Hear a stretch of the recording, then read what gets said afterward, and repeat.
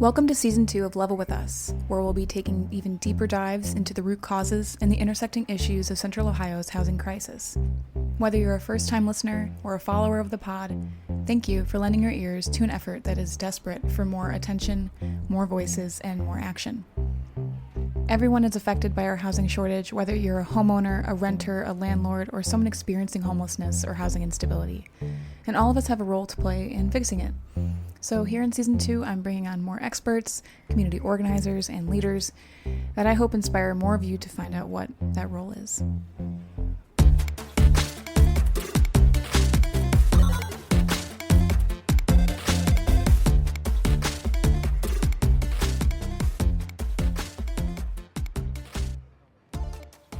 Today we're welcoming Liz Brown, President and CEO of YWCA Columbus, a nonprofit focused on housing, youth development, and social justice.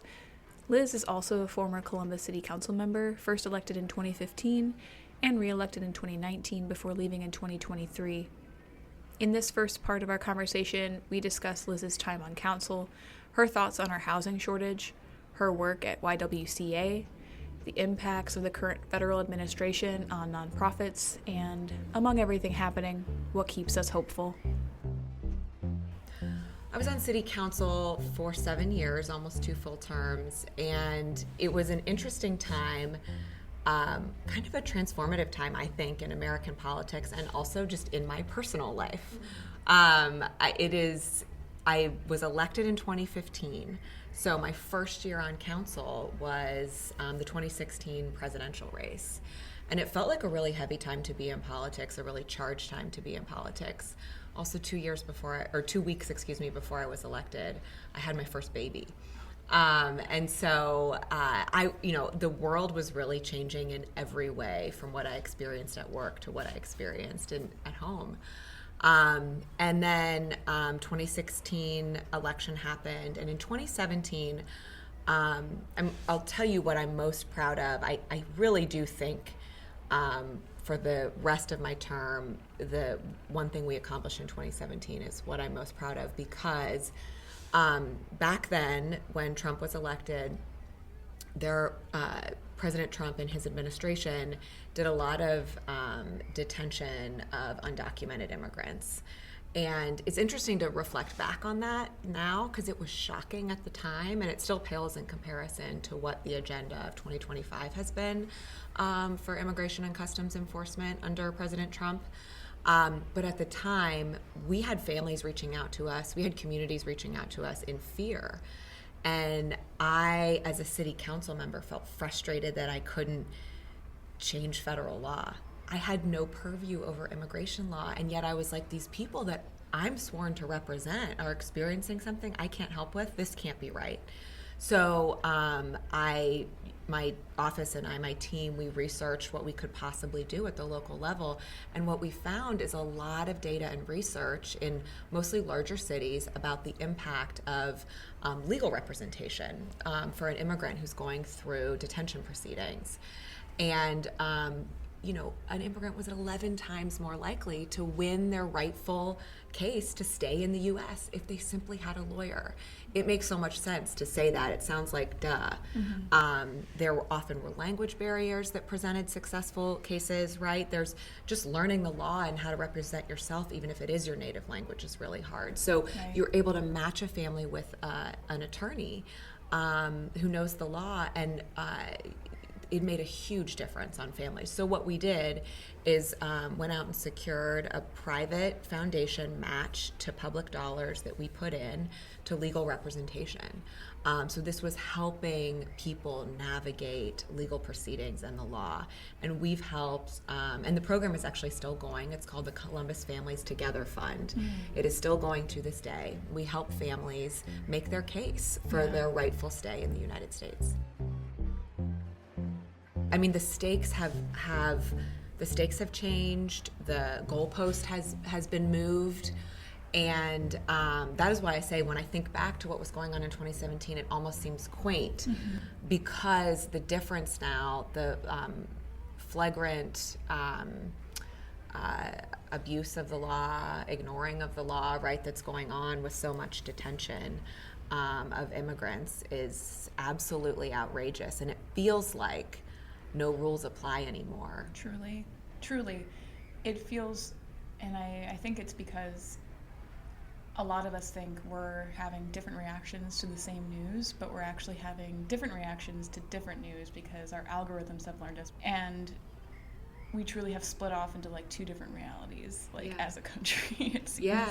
2 or 20, right? Yeah. I mean, to your point about algorithms, absolutely, people are interacting with a different reality every day. That I live in a different reality than you live, than someone else lives. I mean, our realities might be closer, but it really, it does make me, as somebody who has 3 kids, I'm concerned, right? How are we going to kind of come back together as a society to at least agree upon the facts?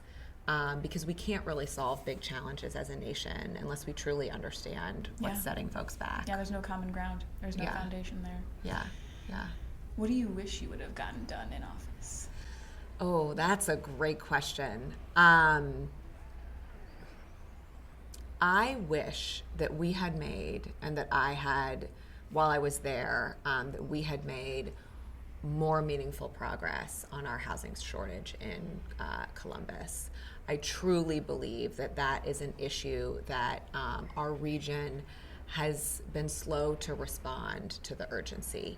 And what I do now at YWCA, we are really like treating the wound of a housing shortage, right? Because we provide shelter for unhoused families.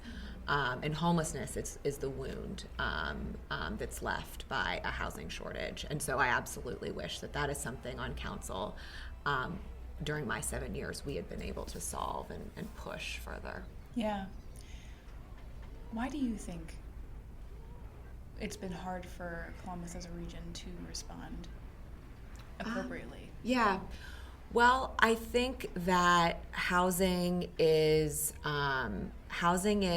complex. You know this, right?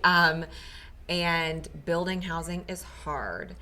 And everyone has a different interest in how and why housing should be built. So for some folks in the process, it is a profit maker. And that's their reason for getting in. That's their reason for doing more development. And I don't begrudge them that, but I think as a region, we sort of failed to recognize that we really can't leave the full problem up to the profit makers. Because if you are trying to make a profit from housing you build, you aren't building for the families that I serve. And the families that I serve are the ones that need our attention. And I don't just mean the exact individuals who happen to be living in the YWCA Family Center right now, but I really mean those who live on the edge. The city has done some, I think, put out wonderful facts and done a lot of really good research and data around housing. And one that I've heard Aaron Prosser talk about is that for every 100 extremely low-income people in our community, there are 28 housing units available. For every 100 people, there are 28 housing units available at their income level. So what is happening to those other 72 people is they are living on the absolute edge. They are, to borrow a cliche, one flat tire away from being at the doorstep of the YWCA Family Center. And one thing I'm really cognizant of is that there's kiddos in those circumstances, right? There's also single adults, of course. But when we talk about families, the impact of homelessness and instability, that's generational. And I think that we really need to put our full force and effort into building housing solutions that are aimed at those in that bubble, right, that I serve. When I see these point-in-time counts, though, like from the shelter board, the numbers don't seem to really align with the reality we know is true. Like, it feels like the numbers that are being reported are very low. Like 1,000 people or so are considered homeless, but I feel like that's an underrepresentation. Well, that's on any given night. Right? So you compound that number, and it's additive for 365 days. So another way to look at it is that the shelter system sheltered we added this up as providers, so it was a little bit larger of a number than the community shelter board because we added on domestic violence survivors that were in shelter, and youth that was in shelter that can't be counted under HUD's rules. It's not CSB's fault, it's HUD. And if you look at 2023, which is the most recent year that we have the data fully reconciled across providers, we served 9,300 people roundabouts that year. So while on one given night, it might be about 1,000 people who are actively homeless, you think about that experience over the course of the year. And it's quite a lot of people in our community. Yeah. I read There Is No Place for Us. And what he said is that even the way that we measure homelessness is inaccurate. Yes. Because we don't think about the people who are in extended stay hotels or the people who are doubled up with families, in these very tenuous circumstances. Those are the 72 other people, right? Right? Like he describes it so well. You're describing it exactly right. The folks who are couch surfing in an extended stay hotel, bouncing from, grandma to cousin to friend, trying to hold it together for their kids. Those are the 72 other people, and they are not counted in the point in time count, right? Because we don't see their experience well enough. But when we have that data, when we're armed with that data, that there's not enough housing for folks at this income level and wages are not going up at the rate that housing is going up, that's our indicator, right? That there's no place for us. Like, we should see that and know that. So when you left office, what drew you to the nonprofit world? Well, I will tell you that I was drawn specifically to YWCA. I left City Council specifically to run YWCA Columbus for several reasons. The first, honestly, is that YWCA has always meant a great deal to me. My grandmother really, I grew up sort of I grew up just glorifying the YWCA. My grandmother lived in Mansfield, Ohio. She was a mom to 3 boys. She, was raising in the 50s and the 60s. And her participation in the civil rights movement in Mansfield, Ohio was through her YWCA. She was an absolute stalwart. And so as a child, I knew this organization to be one that is transformational, to be one that was sort of on the front lines of the right side of history. And while I didn't understand everything about its service model, it always held a really special place in terms of impact in our community. As I became an adult, I understood this impact was really because in its DNA, YWCA is 2 things. We are a frontline social service provider and we are a social justice advocate. We don't do one without the other, and we're better at each because of the other. The origin story of YWCA, which is a global movement, 2 women in the UK around 1850 founded it. And they were 2 women who disagreed about how you serve community. One of the women thought you serve community by providing charity. You have to actively solve the problem someone is experiencing today. And the other woman said, no, because if we actively solve this problem today, there's just another problem coming up behind it. We have to solve the circumstances, right? We have to fight for different circumstances so that there's not just this constant pipeline of issues.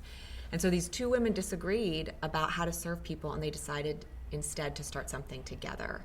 And that's the real soul of YWCA, and it's what sets us apart across the nation. So there's about 200 local associations. Ours in Columbus, so other than my great love and appreciation for that soul of YWCA, ours here in Columbus does a series of things in our portfolio that really speak to my motivation for being in public service and actually running for office in the first place 10 years ago. So here in Columbus, we do housing and homelessness, childcare, and social justice work. And on Columbus City Council, those were 3 things that I thought a great deal about, that I worked on as a policy issue. So the idea of being able to get into that practitioner seat and really lead in terms of how we serve people better was incredibly appealing. And I felt like it was a bit of a missing piece in what I had been able to contribute, right, to the world, to my community, et cetera. So more on the ground work rather than kind of broader policy. That's right. And I love policy, and I'm a huge believer in the fact that government can be a force for good, but I really wanted this experience of being on the ground, just as you said. So I specifically left Columbus City Council for YWCA Columbus because of what it is, and then because of what it does here in our community. Yeah. I know that there are, like you mentioned, 3 different arms to YWCA. Yeah. How have you seen those different kind of areas change or evolve in your time there, especially under this new administration? That is a great question. So I've been at YWCA for 3 years, and it feels like we have lived several lifetimes of the work. Every week feels like a new year. Yes, truly. Yeah. It's so that's so true. So I will start with our childcare work because it's the most straightforward. Over the last 3 years, I've been at YWCA almost 3 years. Over the last 3 years, when I walked into this job, I knew that to really serve our childcare pillar the best, we just needed to basically do more of it, right? Mm-hmm. We needed to continue our quality care, and then we needed to find opportunities to meet the need because there are not enough childcare slots in our community. It's also expensive. And it's also expensive. And we are very serious about serving people of diverse income levels. So we're able to work with families who just pay a private tuition. We're able to work with families who qualify for publicly funded child care assistance from the state. And there are a lot of families in that donut hole that we then try to raise scholarship dollars to help make sure families can actually afford our care. And so we do after school care, and we also do early childhood. I'm really excited. We're opening a new early child care center in early January of 2026. And we also have been voted 2 years in a row in the Columbus survey that the Dispatch does for best after school program. Oh, that's great. So every day we serve 1,200 kids, and the challenges are absolutely manifold, right? We serve all kinds of families, including inside the YWCA Family Center, but the work is continuing. On the housing front, so much has changed in the last 3 years. And we do permanent supportive housing for women who have been homeless and have a certified disability. And then we also do emergency shelter for families who are experiencing active homelessness. Those 2 programs make up the one pillar of housing, but they're very different. Yeah. PSH is federally funded through HUD, through vouchers with CMHA, and then through Continuum of Care dollars through HUD. And when I walked in 3 years ago to the YWCA, I thought, well, this is our anchor program. It's hard work. It's hard, the margins are slim when you're obviously doing government-funded work. It's very, very hard to make every dollar go where it needs to go. And it's not on cruise control, but it is our anchor. It's going to be there. We've got this proven model that the federal government believes in. Believed in. Exactly. Fast forward to just this month, or just in November of 25, and HUD has completely upended the approach to how we support vulnerable communities. And I'm nervous about what's to come. Mm-hmm. We are going to get through this. We have been serving at YWCA Columbus vulnerable women facing homelessness or recovering from homelessness for 140 years. It's a lot of presidential That's right. administrations. So you can bet we're going to be doing it for 141 and 145 and 100. We're in this work. But the challenges of it are greater than I could have predicted 3 years ago. Mm-hmm. On the emergency shelter side, this has really been a campaign that our organization has participated in to try to stabilize the local funding that comes to emergency shelter. There's not much federal or state funding in it. It's really local.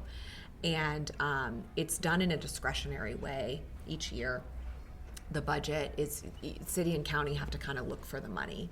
And so there's no stability, there's huge funding gaps. And we have as a community rallied for a public revenue source for a public good in the past, right? Whether that's the arts, the convention center, tourism, our libraries, our mental health care system. We rally to provide public revenue for public good. And there's a collection of homeless shelter providers that are really part of a, I think, loud chorus, a broad and big chorus of voices saying we must do that for shelter too. Yeah. And for overall homelessness through the Community Shelter Board, right? To really be able to be strategic about bending the curve of growth and homelessness that we've seen here in our community. So that work has changed only in the sense that each year it gets higher and higher stakes. Mm-hmm. I think we are facing the same issues that we were 3 years ago when I started, but the stakes continue to get higher. So our third pillar, social justice, has also just absolutely been through the ringer in the last year. My predecessor, Christy Angel, and her team stood up our Center for Racial Equity at YWCA Columbus. Our mission as a YWCA has for a long time been eliminating racism and empowering women. And it's those two things in particular, while we do our frontline service work, we know that if we don't fight for women and if we don't fight to dismantle racism and systemic racist structures, then we are not ever going to overcome those foundational circumstances that put people in the position to need our service, right? So that's always been part of our mission, but what Christy and her team did is really give that mission a place to live and to grow and to thrive within the organization. So we've trained close to 8,000 people in our community through our Justice, Equity, and Belonging training series. There was a huge sort of welcome of support when we opened the sort of figurative doors to the center, right? In 2021 is when it was truly stood up. And in these last 12 months, we have seen the chilling effect of the federal government and President Trump's executive orders really change the way, not so much that we're allowed to do the work, we're very much allowed to do the work. Everything we're doing is legal and it always has been. But when the federal government makes these statements about what kind of inclusivity organizations are allowed to promote, allowed to talk to their employees about, it makes it much harder for us to actually go out in the community and do our work. The reception that we receive in the community is very different.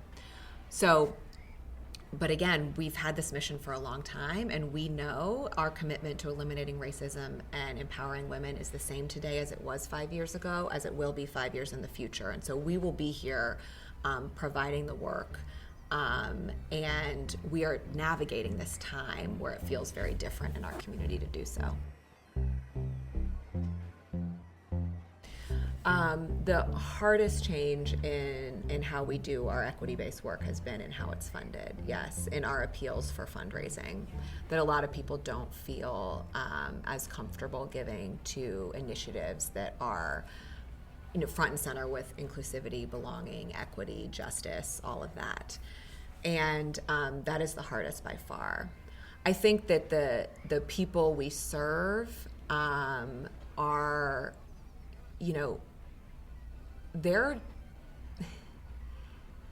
they need us to stay committed, right? I don't think that there's necessarily a social justice agenda that someone comes to the YWCA Family Center with, right? Mm-hmm. But they need us to be doing exactly what we're doing. Yeah. Because if we're trying to break a generational cycle of poverty, we have to change that foundation that everyone is standing on. Mm-hmm. And so in that way, absolutely nothing has changed. It's like, there's no matter your political leanings, if you need housing, you need housing. That's right. That's right. That's right. And we've been told that we shouldn't be honest about sort of systems and structures that have impacted who needs housing, right? And who is left out of housing. Mm-hmm. And so we're supposed to be quiet about that part is kind of what this year has felt like. Yeah. But we don't believe that the people we serve are served if we're quiet about that part.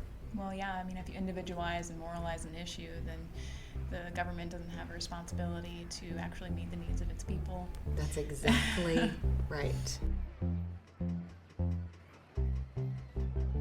The work is in demand. Mm-hmm. It's just doing it feels like you're just like looking around the corner all the time, like what's coming next. Yeah, like we're the bad guy for providing right services. Right. It feels harder than ever to convince people that it's important, and we are constantly distracted by the next emergency.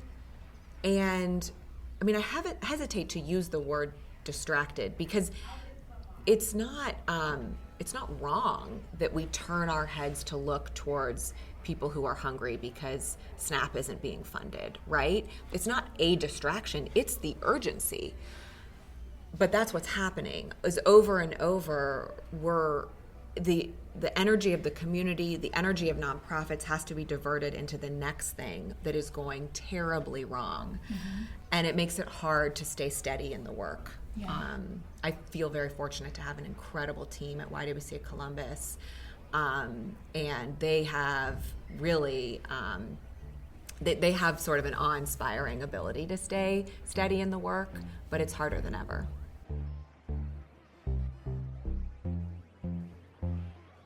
Okay, I think we covered challenge. I'd like to know what you're hopeful about. Yes. Hope. Sorry, my eyes are watering because I'm like, they're very sensitive to the lights in here. I don't know. Oh, no. It's like, I don't know what's happening to me. I will say, if I were in your direction, I'd probably the same thing would be happening. I'm like really touched by this conversation. I mean, it's heavy. Yeah. What I'm hopeful about. And it's okay if it's nothing, because that's real. I know. No, I am hopeful. I am hopeful when I think about my organization in particular, our organization, YWCA Columbus. We have been doing this work for 140 years, and honestly, we've been doing it better every year. 140 years ago, we started out as an organization that, wanted to serve women and girls who didn't have another place to turn. But we weren't fighting racism yet. It was 1886. And, in the World War II era, we, in the face of U.S. detention, we housed Japanese American families. We gave families another option.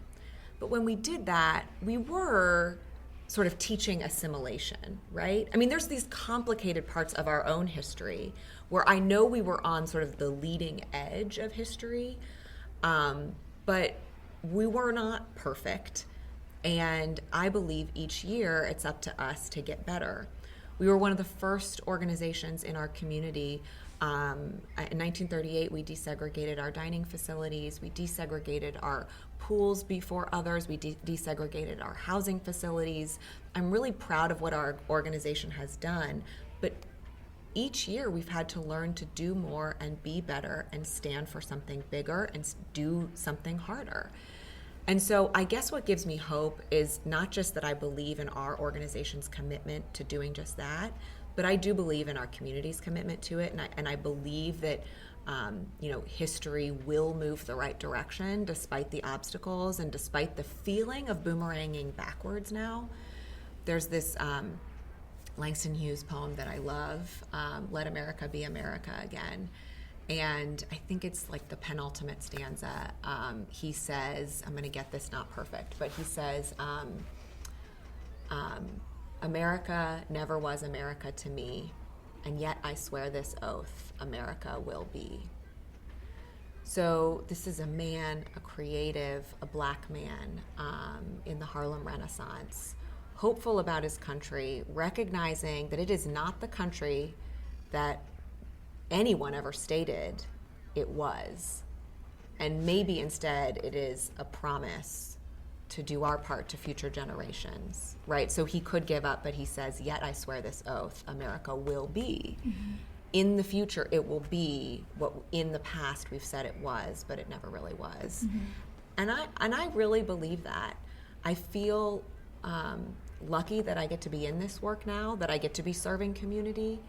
at a time where it feels like community is lost. I'm part of building it, along with an incredible, fabric of nonprofits in Columbus and Franklin County. And I do believe we're fighting for where this country was supposed to end up. I have some hope that all of us moving in that direction, it will happen.